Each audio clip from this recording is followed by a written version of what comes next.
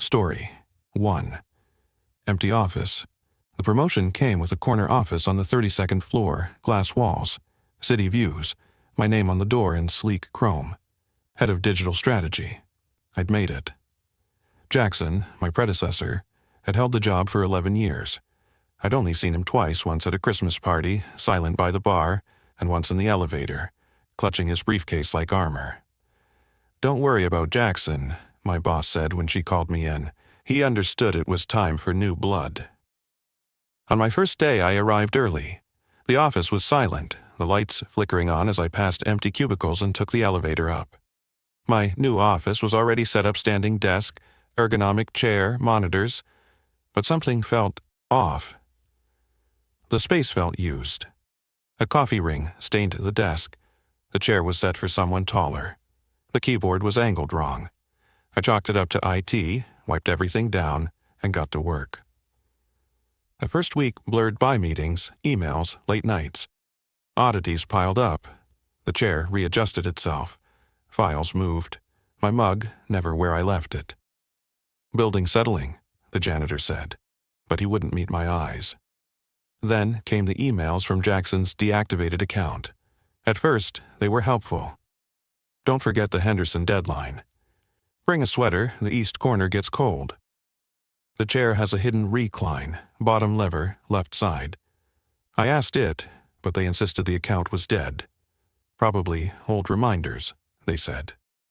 The messages got stranger. "They're watching your productivity metrics." They compared mine for years before they decided. "Don't stay past 9 p.m. That's when they do the building scan. They'll come for you too, eventually." I changed my password. The emails kept coming. HR promised to investigate. Nothing changed. One day, I found a leather-bound notebook wedged behind a drawer. Jackson's journal. The entries started normal, then spiraled. Day 235. They've installed something in the ventilation. I can hear it humming at night. Day 311. Found a camera in my desk lamp. They're not even hiding it anymore. Day 402. Reynolds disappeared. His replacement doesn't look right. Eyes too wide, never blinks. The last entry was 3 days before my promotion. They're coming. If you're reading this, you're next. Don't trust anyone, especially not her. He'd drawn my boss's face, but the eyes were too large, the mouth impossibly wide. I laughed it off. Clearly, Jackson had a breakdown. That explained his abrupt exit. But then the night cleaning crew avoided my office. The security guard wouldn't meet my gaze. My boss began stopping by late, just standing in my doorway, smiling too widely. "Everything going well?" she'd ask. "Any concerns?" "No concerns," I'd say. "Everything's perfect." After 3 months, I noticed employees whispering as I passed. Conversations stopped when I entered the break room. I found a small device behind my monitor, something electronic, blinking. Maintenance took it and never mentioned it again. Last week, I started getting texts from an unknown number. They did the same to me. "Get out while you can." I blocked the number. Yesterday, I arrived early. The elevator opened onto the 32nd floor, but nothing looked familiar. My office was gone. In its place, a dusty storage room. "Can I help you?" a security guard asked. I stammered. "I'm head of digital strategy." He frowned. "Sir, we don't have that position. Never have." I pulled out my badge. The photo wasn't mine. The name wasn't mine. It said Jackson Mercer. I ran. Made it home somehow. HR had no record of me. My boss's number was disconnected. This morning, a final email from Jackson's account. "It's too late for me, but not for you. Don't go back." But where else can I go? My accounts, my resume, my life, everything is tied to this job. Tomorrow, I'll go back.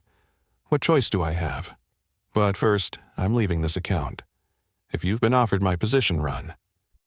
Don't trust the corner office on the 32nd floor. Don't trust her. And whatever you do, don't stay past 9 p.m. Story 2. The Lunch Thief. Everyone has a breaking point. Mine started with a sandwich. "Delman, Insurance was corporate purgatory open plan office. Fluorescent lights, forced small talk. My only joy was lunch. Grilled chicken, roasted vegetables, a slice of homemade sourdough. Small pleasures in a beige existence. Then, someone started stealing my food. At first, I thought I'd forgotten to pack it.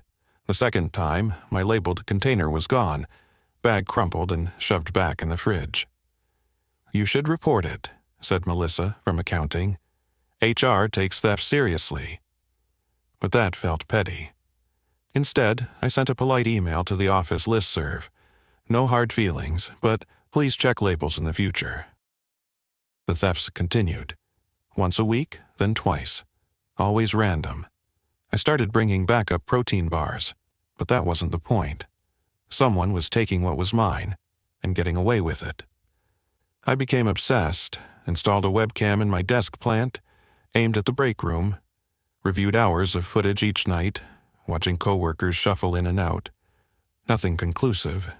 The angle was wrong, or the thief was clever. After 3 weeks, I noticed Brad from marketing watching me. Not obviously just glances when he thought I wasn't looking, smirking when I opened my empty lunch bag. Brad, with his perfect teeth and designer clothes. Brad, who never brought lunch but always had something gourmet at his desk. Brad, who'd complained about my kimchi the day before it vanished. I started watching him back, tracking his schedule, bringing more elaborate lunches, coconut curry, beef bourguignon, paella with saffron I could barely afford, investments in my investigation. Then I set the trap. A sandwich prosciutto, mozzarella, basil, balsamic reduction laced with ipecac. Not enough to harm, just enough to induce vomiting. I labeled it clearly, "Daniel Wednesday lunch do not take." I arrived early, positioned my webcam, and waited. Brad arrived at 8:47, nodded as he passed my desk. At 11:23 he entered the break room, looked around and took my bag. My heart pounded as I watched him return to his desk, unpack my sandwich, and take a large bite. Nothing happened immediately. I tried to focus on work, but kept glancing at Brad, who was happily devouring my creation. At 11:52 he stood suddenly, face pale, and ran to the bathroom. Victory surged through me. I followed at a distance, listening to the sounds of violent retching. Brad didn't return that afternoon. The next day he was subdued, face ashen. "Food poisoning," he muttered when our manager asked. His eyes met mine, fear, not guilt. He knew it was me, but he couldn't report it without admitting he'd stolen my lunch. For a week, my lunches were untouched. I'd won. Then the notes started appearing on my desk, typed anonymous. "I know what you did. Two can play this game. Watch your back." I deleted the webcam footage, erased my browser history, brought simple sandwiches I kept in my desk drawer. Brad watched me now, openly, smiling strangely in the hallway, standing too close in the elevator. "Nice lunch," he'd say, though he couldn't see what I was eating. "Anything special in it today?" Then I started feeling ill. Stomach cramps after coffee, dizziness in the afternoons. Nothing severe, but persistent. I switched to bottled water, brought coffee from home. The symptoms continued. Last Monday, I opened my desk drawer to find my sandwich partly unwrapped. A corner missing as if someone had taken a bite. I threw it away, hands shaking. Yesterday, Brad stopped by my desk, leaned in close, voice low. "How's your stomach, Daniel? You're looking a bit peaky." "What do you want?" I hissed. He smiled, teeth gleaming. "Just making conversation." "I know you're doing something to my food." His smile widened. "Prove it." I went to HR this morning. Told them everything, the stolen lunches, the ipecac, my suspicions about Brad.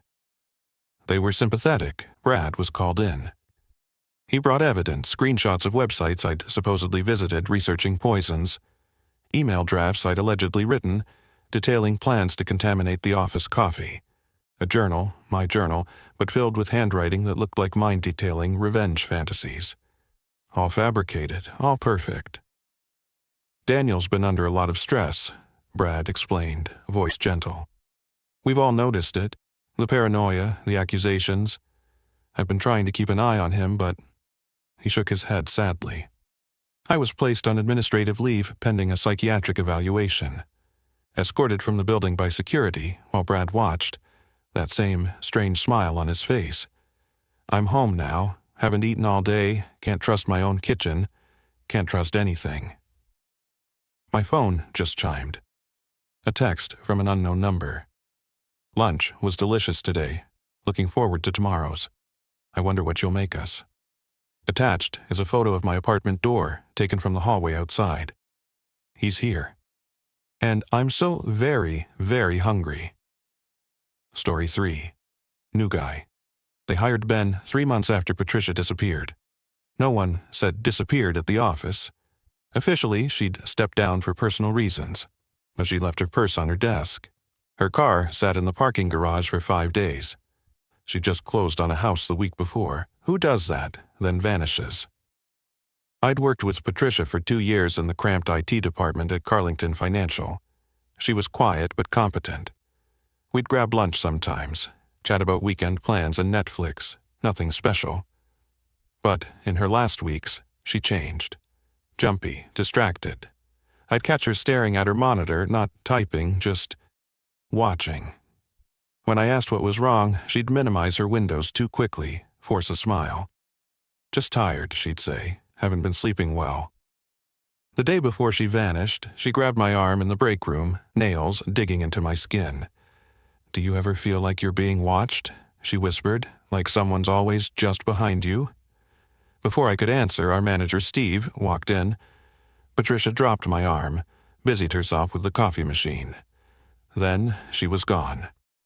3 months later, Ben sat at her desk. Ben was likable enough. Early 30s, easy smile, quick with a joke, brought donuts on his first day, remembered everyone's coffee orders, stayed late to help with server migrations. The perfect coworker. Too perfect. It started small. Ben's desktop background, a sunset over mountains, was identical to Patricia's, maybe a default image. But then I noticed his desk. Monitor at the same angle, keyboard centered, pens in the left drawer, protein bars in the right. Just like Patricia. When I joked about it, he laughed. Great minds, I guess. But it kept going. He used the same unusual keyboard shortcuts Patricia had favored. Brought lunch in the same glass containers. Even tilted his head the same way when concentrating. I told myself it was just coincidence. Then I caught him scrolling through Patricia's old code repositories. Not the shared ones. Her personal projects on her private GitHub. How did you get access to those? I asked. He startled, closed the browser. Steve gave me her old login info, he said smoothly. Wanted me to understand her documentation style. But Steve had been on vacation for a week. Patricia's accounts should have been deactivated. I started watching Ben more closely. Sometimes he'd stop typing mid-sentence, head tilted, as if listening to something I couldn't hear. He'd mouth words to himself when he thought no one was looking. Once, passing his desk, I glanced at his screen. He was writing an email, but the text was appearing faster than his fingers were moving. When he noticed me, he clicked to another window. Just finish that backup script, he said too loudly. Should prevent those outages we've been having. There had been no outages. I decided to test him. While he was out at lunch, I accessed Patricia's old project files. Inside one, buried in a function, was an inside joke, a variable named after her cat with a silly spelling only I'd recognize. The next day, I asked Ben, "Do you have any pets?" "A cat," he replied, not looking up. "What's its name?" He hesitated, just a fraction too long. "Mr. Whiskerpants." The exact name, exact spelling. My skin went cold. That night, I stayed late, waited until Ben left, searched his desk, nothing unusual. Standard supplies, protein bars, a family photo that looked generic. His computer was locked, but I knew IT overrides. His recent searches made my blood freeze. How to mimic human behavior. Can consciousness be transferred? Patricia Maddox's personal history. How to hide body long term. I copied everything to a flash drive, hands shaking.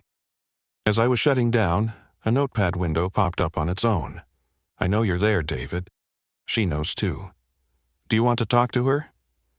The cursor blinked. I should have run. Instead, I typed, Who are you?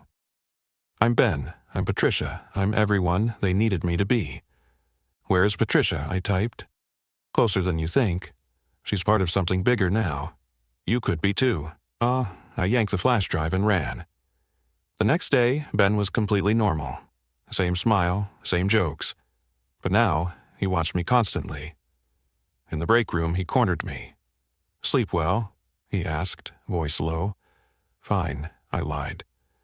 I had the strangest dream about you, he said. You were digging through dirt with your bare hands, bleeding, desperate. Patricia had the same dream before, she told me. I pushed past him, heart hammering. That afternoon my computer crashed. When it restored it, all my files were there, except the evidence from Ben's computer. The flash drive in my bag was wiped clean. Steve called me in. Ben mentioned you've been acting strangely, asking personal questions, staying late, accessing other people's accounts. That's not... We value privacy here, David, and mental health. Maybe you should take some time off. Back at my desk, a browser window was open, a real estate listing for Patricia's house. Back on the market, current owner, Benjamin Larson. He'd never mentioned buying her house. A chat message from Ben popped up. We should talk, after hours, about Patricia, about what happens next. I'm writing this now from my car in the parking garage. It's after midnight. Ben's car is still here, lights on in our office floor above. He's waiting for me. And somehow, I think Patricia is too. If you're reading this and I go missing, if there's suddenly a new guy at my desk who brings donuts and remembers everyone's coffee order and tilts his head just the way I do when I'm thinking, don't trust him. And whatever you do, don't stay late. Story 4. Performance Review. Exceptional performance this quarter, Adam, my manager Carl said, sliding the evaluation form across his desk. Sign here, and the bonus is yours. 3 years at Nexus Pharmaceuticals, and this was my first exceptional. It meant a 15% bonus, plus a shot at the senior researcher position opening next month. The pen felt heavy in my hand as I signed. Carl's smile never reached his eyes. Congratulations, he said. You've been putting in a lot of hours on Project Lazarus. It wasn't a question. Project Lazarus was our miracle drug shrinking tumors, restoring speech, changing lives, a career maker, a lifesaver. That's what got you the exceptional, Carl continued. Your dedication. Not everyone has your commitment. Something in his tone made me uneasy, but I pushed it aside. This was my moment. The human trial results are incredible, I said. If they hold up through phase 2, when, Carl corrected, when they hold up. We can't afford delays. The board is watching this one closely. He stood, signaling the meeting was over. Oh, and Adam, the team's doing a late session in Lab 7 tonight. Your presence would be appreciated. The day blurred by congratulatory emails, backslaps, even the director stopping by my cubicle. By 6 p.m., the office was empty. I headed to Lab 7, expecting the usual team. Instead, only Carl was there, along with Dr. Singh from Biostatistics and Valerie from Legal. Close the door, Carl said. On the monitor, our trial. Data beautiful curves, miraculous regressions. We have a problem, Dr. Singh said. He pulled up a second set of graphs. These are the raw data points from the imaging center. Before the algorithm, the effect was still there, but smaller. Maybe 40% regression, not 60%. Still significant, I said, confused. The board expects 60%, Carl said flatly. Investors have been told 60%. FDA fast-track approval was filed based on 60%. Valerie cleared her throat. What Carl is saying, Adam, is that we need the numbers to be what we reported. The adjustment was supposed to be undetectable. Algorithm adjustment? My mouth went dry. You're talking about manipulating clinical data. That's business, Carl cut in. That's getting life-saving treatment to patients faster. That's your exceptional performance bonus. The implication hit me like a blow. I had nothing to do with this, I said. I worked with the process data you gave me. I never... Dr. Singh slid a folder across the table. Inside were emails dozens with my name, my account, discussing the adjustment algorithm with Carl and others. That's not possible, I whispered. I never wrote these. Your account sent them, Valerie said. Your keycard accessed the secure server room. Your digital signature is on the code changes. This is insane. I'm being framed. Carl sighed. No one's being framed, Adam. You're being offered the chance to be part of something revolutionary. Yes, we enhance the data, but the treatment works. Patients are getting better. We're just accelerating the process. By committing fraud.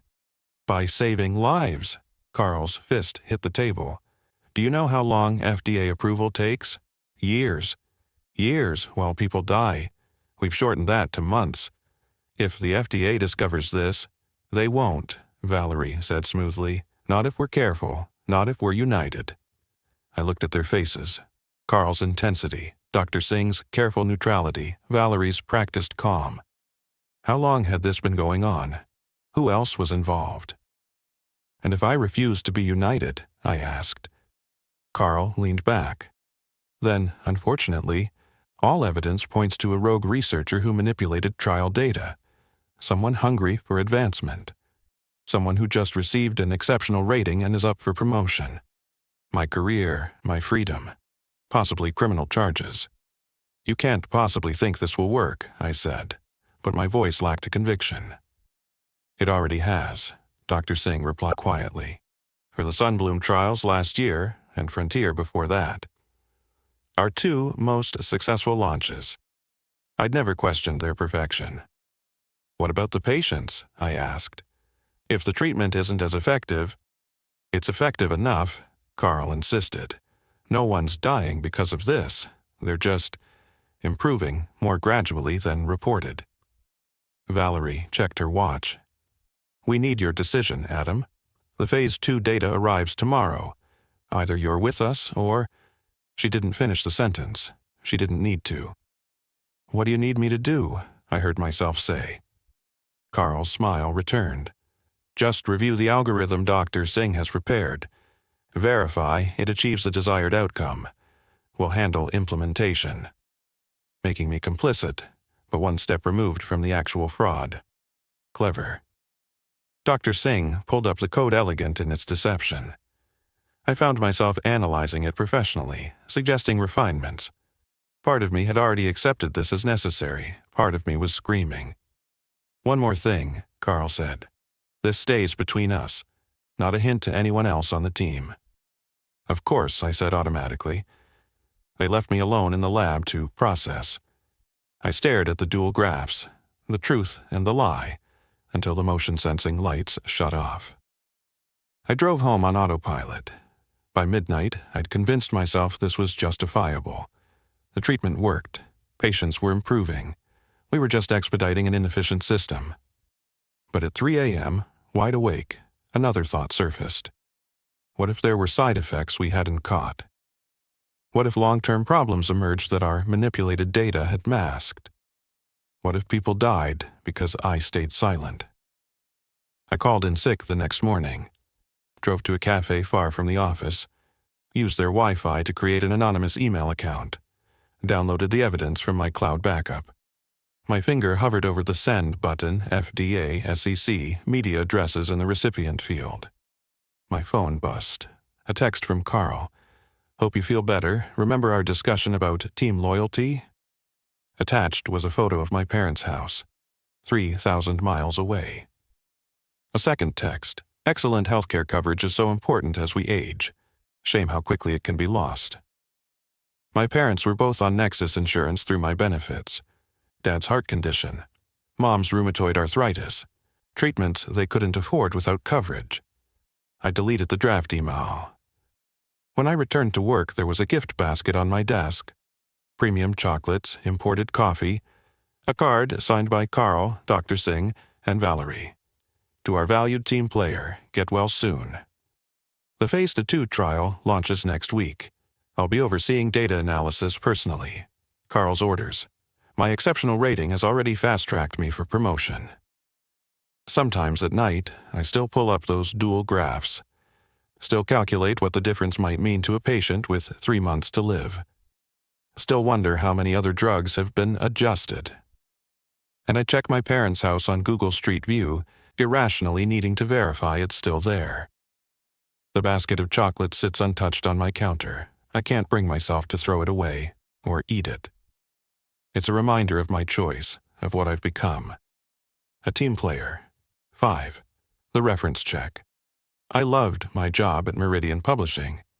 Editing manuscripts, working with authors, shepherding books through production.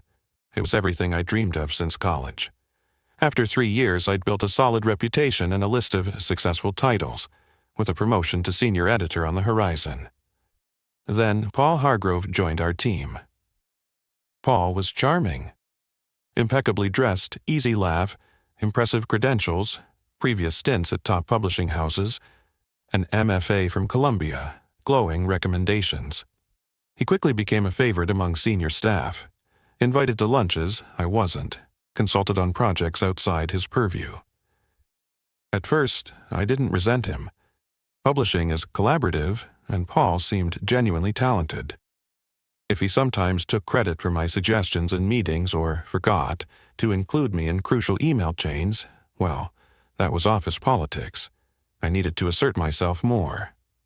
But small incidents accumulated. Manuscripts I was editing would mysteriously appear on his desk. Authors I'd cultivated suddenly requested Paul as their editor. Projects I'd initiated were reassigned to him for continuity of vision, according to our department head. When I tried to discuss this with my manager, she seemed distracted, dismissive. "Paul's been a wonderful addition to the team," she said. "Maybe you could learn something from his approach." I started documenting everything, keeping meticulous records, saving emails, recording meeting notes. Protecting myself became a second job. The breaking point came 6 months after Paul's arrival. My biggest author, a best-selling historian, requested a different editor for his next project. Specifically, he asked for Paul. When I called the author to discuss it, his response chilled me. "I'm sorry, James, but Paul showed me the edits you wanted to make to my manuscript," completely misunderstanding my thesis, suggesting I cut the most crucial chapter. I can't work with someone who doesn't respect my vision. I had never seen his manuscript. It hadn't even been delivered yet. That night, I stayed late, waiting until the office emptied. Then I did something I'm not proud of. I used the emergency master key to access Paul's office. His desk was immaculate. Too immaculate. Not a paper out of place, nothing personal except a single framed photo of Paul with our CEO at a charity gala. The photo looked professional, staged. Their smiles didn't reach their eyes. His computer was locked, but a yellow legal pad beside it caught my attention. On it, in precise handwriting, was a list of names editors from our publishing house. Mine was third, with a checkmark beside it. 5 names above mine also had checkmarks. 4 names below mine had none. In his desk drawer, I found a folder labeled with my name. Inside, copies of my performance reviews, my resume, personal emails I'd sent to authors, and most disturbing photos of me. Entering my apartment building, having dinner with friends, sleeping on my couch, visible through my living room window. My hands shook as I replaced everything exactly as I'd found it. I considered taking photos as evidence, but something told me that would be dangerous, that Paul would somehow know. I left the building in a daze, jumping at shadows in the parking garage. That night, I couldn't sleep, imagining Paul outside my windows watching. The next morning, I called in sick, used the time to do something I should have done months earlier.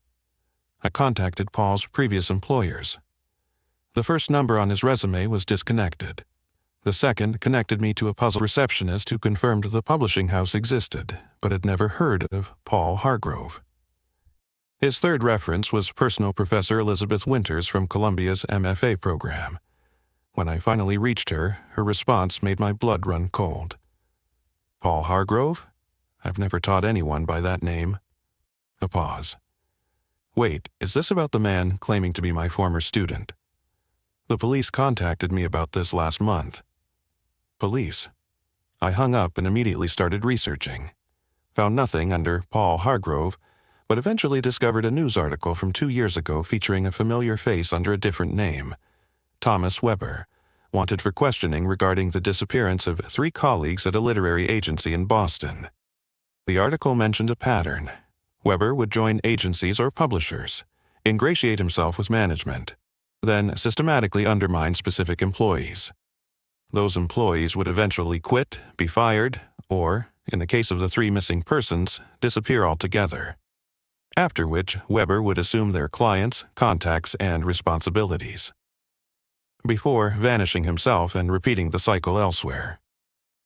I was halfway through packing an overnight bag when my phone rang. My manager asking if I felt well enough to come in for an important meeting. Something about the future of our department. Restructuring, my role going forward. Paul would be there, she mentioned casually. He'd had some interesting ideas about my projects. I made a split-second decision. Agreed to the meeting, then called the detective named in the article. Left a message with trembling fingers. Texted my location and situation to 3 separate friends with instructions to contact authorities if they didn't hear from me by evening. The office was quiet when I arrived. Too quiet for a Tuesday afternoon. The receptionist's desk was empty, no sounds from the copy-editing bullpen or the design department. My manager greeted me with a smile that seemed forced. "Everyone's in the conference room already," she said, leading me down the hallway. "We're so glad you could make it." The conference room blinds were drawn. As she reached for the door handle, I noticed a speck of red on her cream-colored sleeve, too dark to be lipstick, too precise to be food. "Actually," I said, backing away, "I'm feeling worse. Maybe we should reschedule."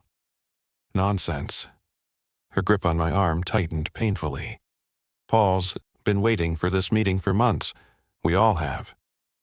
Through the slim gap between the blinds, I caught a glimpse inside the conference room. Not the usual arrangement of chairs. Instead, the furniture had been pushed to the walls. In the center was something covered with plastic sheeting. A shape, person-sized. And Paul, rolling up his sleeves methodically, back to the door. I yanked free from my manager's grip, shoved her hard against the wall, and ran, through the fire exit, down 6 flights of stairs, across the lobby where the security guard called after me but didn't pursue. Outside, I collided with a man in a dark suit showing a badge to the building receptionist, the detective who'd been hunting Thomas Weber for 2 years. My frantic voicemail had reached him just in time. What happened next is a blur. Police swarming the building. My colleagues emerging from the conference room in a daze, unclear on why they'd been gathered there. No sign of the plastic-covered shape I'd glimpsed. No sign of Paul. But in his immaculate office, police found the folders. One for each person on his list, complete with surveillance photos.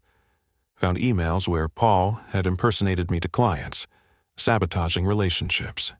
Found a hidden compartment in his desk containing multiple IDs, hair dye, colored contacts. And a thumb drive with detailed information on his next destination, a publishing house in Chicago and his next target, another editor, much like me. That was 8 months ago. Thomas Weber Paul Hargrove remains at large. Despite the evidence in his office, despite the pattern established across 3 cities, no formal charges have been filed. No bodies have ever been found. Just missing persons who shared one common factor. They were obstacles to his advancement.